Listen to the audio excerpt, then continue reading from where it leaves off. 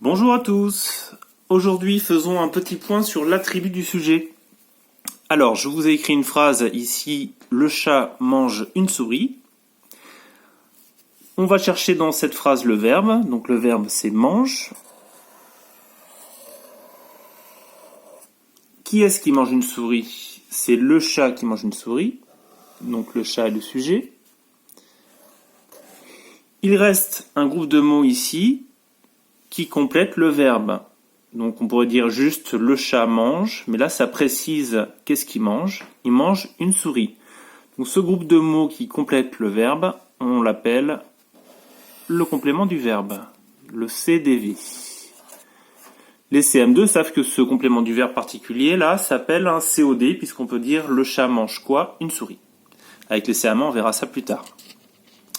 J'ai écrit ici une deuxième phrase. Le chat est blanc. Alors, le chat est blanc, le verbe, c'est le verbe être conjugué au présent, que j'ai ici. Qu'est-ce qui est blanc? C'est le chat qui est blanc. Donc le chat, je souligne, c'est le sujet. Et ici, blanc, ça va nous dire comment est le sujet. Quand on a un mot après le verbe ici qui dit comment est le sujet, et qu'on l'utilise avec un verbe particulier qu'on appelle un verbe d'état, c'est un attribut du sujet. Donc je vais écrire ADS. Alors, c'est quoi la différence entre l'attribut du sujet et le complément du verbe? C'est que le complément du verbe est utilisé avec un verbe qu'on appelle un verbe d'action, et l'attribut du sujet est utilisé avec un verbe d'état.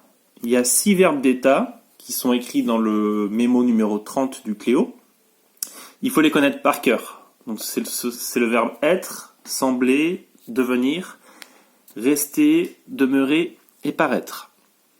Ces verbes d'état servent à dire comment est le sujet. Quels sont les attributs du sujet? Est-ce qu'il est grand? Est-ce qu'il est petit? Est-ce qu'il est charcutier, boulanger?